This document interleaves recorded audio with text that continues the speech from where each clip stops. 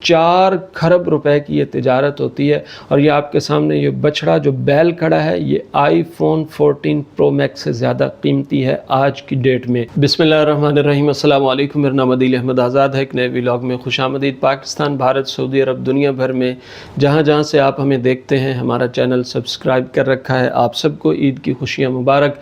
तक़ब्बलल्लाहु मिन्ना व मिनकुम सालिहुल अमाल। अल्लाह सुब्हानहु व तआला मेरे आपके हम सब के नेक अमाल को कबूल फरमाए और हमें नेकियों की तौफीक अता फरमाए रखे।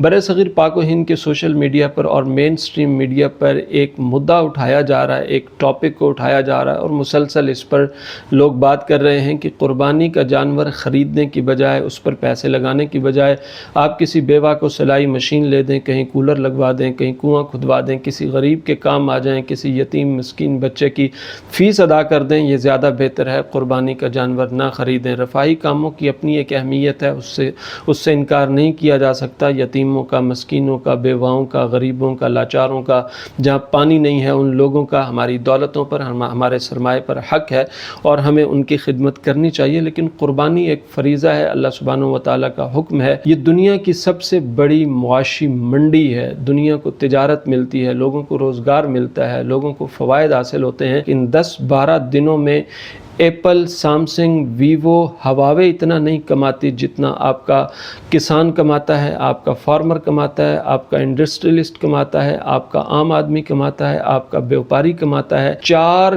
खरब रुपए की ये तिजारत होती है। और ये आपके सामने ये बछड़ा जो बैल खड़ा है ये आईफोन 14 प्रो मैक्स से ज़्यादा कीमती है आज की डेट में।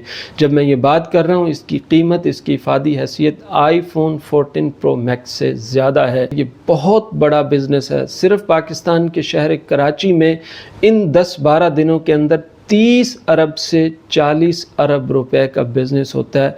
मंडियों में, मवेशी मंडी में कुर्बानी का जानवर ख़रीदते हुए, बेचते हुए दुनिया भर के तमाम बड़े इस्लामी ममालिक में कुर्बानी की जाती है और बहुत बड़ी तादाद में की जाती है। मैं एक फ़हरिस्त आपके सामने चंद ममालिक की रखता हूँ और हिस्स आपके सामने रखता हूँ और वो तमाम इंडेक्स आपके सामने रखता हूँ। आपको अंदाज़ा होगा कि कितनी बड़ी तादाद में लोग कुर्बानी करते हैं, कितनी बड़ी तादाद में इम्पोर्ट एक्सपोर्ट होता है, कितनी बड़ी तादाद में लोगों को रोज़गार मिलता है और कितने फ़वाइद दुनिया को हासिल होते हैं। इंडोनेशिया मुस्लिम दुनिया का सबसे बड़ा आबादी वाला मुल्क है। 30 करोड़ आबादी है, 1 करोड़ 30 लाख लोग कुर्बानी करते हैं। पाकिस्तान 25 करोड़ आबादी है, 1 करोड़ 20 लाख लोग कुर्बानी करते हैं। बांग्लादेश 16 करोड़ आबादी है, 82 लाख लोग कुर्बानी करते हैं। मिस्र 10 करोड़ आबादी है, 70 लाख लोग कुर्बानी करते हैं।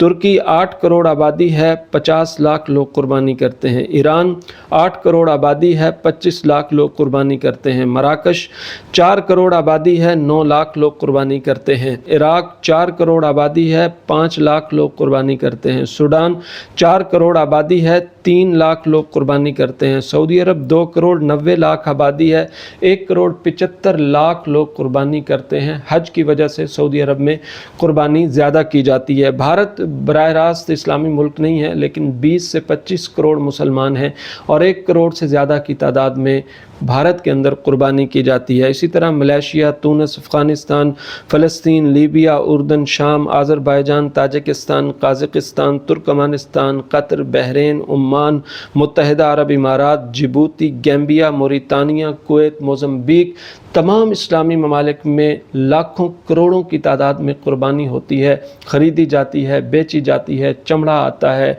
गोश्त आता है। एक बहुत बड़ी इंडस्ट्रियाँ खड़ी हो जाती हैं कुर्बानी के बाद। पूरी दुनिया में 3 बड़ी इंडस्ट्रियाँ चलती हैं कुर्बानी की वजह से। फार्मिंग की इंडस्ट्री, कुर्बानी का जानवर पालना, गाय पालना, भैंस पालना, कट्टा पालना, बछड़ा पालना और बकरे, बकरी, दुम्बे पालना, इनका ख्याल रखना, इनका खाना, इनका पीना, इनकी रिहाइश, पूरी फार्मिंग की इंडस्ट्री जो है वो मारज़ वजूद में आती है। कैटलिंग की इंडस्ट्री मारज़ वजूद में आती है। लेदर की इंडस्ट्री मारज़ वजूद में आती है।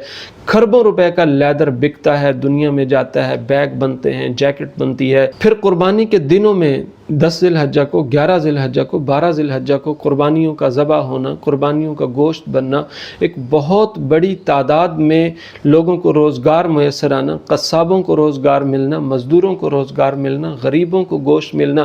دنیا کا طاقتور ترین گوشت ہوتا ہے، یہ پالے ہوئے جانور ہوتے ہیں، شوق سے پالے ہوئے جانور ہوتے ہیں، ان پر شوق لگا ہوتا ہے، محبت لگی ہوتی ہے، ایک وارفتگی ہوتی ہے، لوگوں کے ایموشنز ان کے ساتھ ہوتے ہیں۔ ان کو کھلانا باعث ثواب سمجھا جاتا ہے، ان کو پالنا باعث ثواب سمجھا جاتا ہے، دین کا حصہ سمجھ کے ان جانوروں کی پرورش کی جاتی ہے۔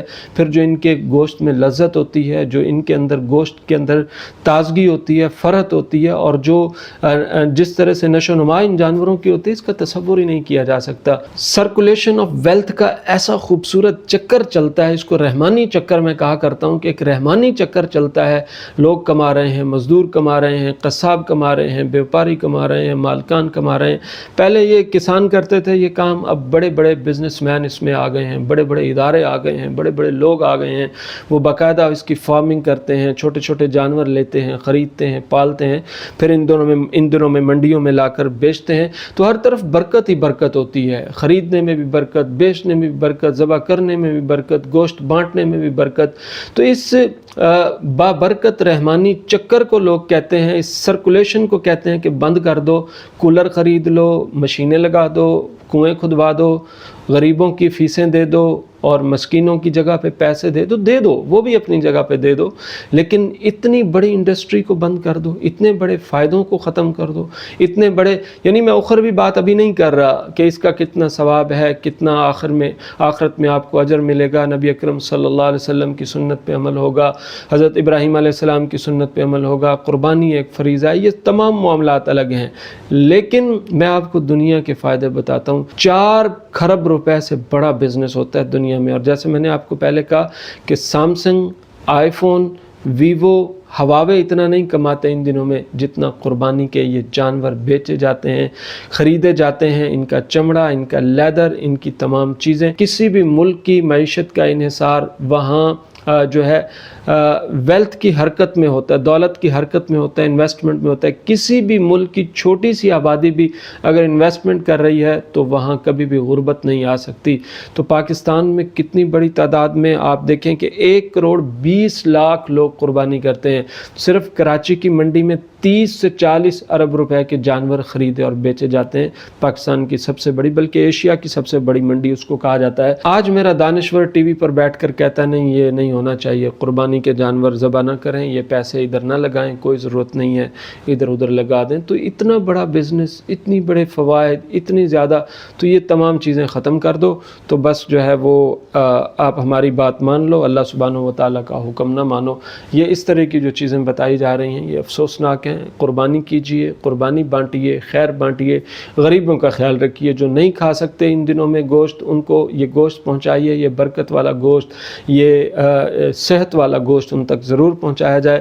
اور بہت بڑی تعداد میں لوگ، خاص طور پر جو مالدار لوگ ہیں، وہ غریبوں کے لیے الگ سے جانور ذبح کرتے ہیں، اپنے لیے الگ سے کرتے ہیں، اپنا حصہ لے جاتے ہیں، باقی بہت سارا غربا میں بھی بانٹا جاتا ہے، جہاں نہیں بھی بانٹا جاتا وہاں بانٹنا چاہیے۔ ایک بار پھر ہمارے سننے والوں کو، دیکھنے والوں کو، دنیا بھر میں جہاں جہاں سے آپ ہمیں دیکھتے ہیں، پاکستان، بھارت، سعودی عرب اور اس کے علاوہ جن ممالک سے، اللہ سبحانہ و تعالیٰ آپ سب کو جزائے خیر عطا فرمائے، آپ سب کی قربانیوں کو قبول فرمائے۔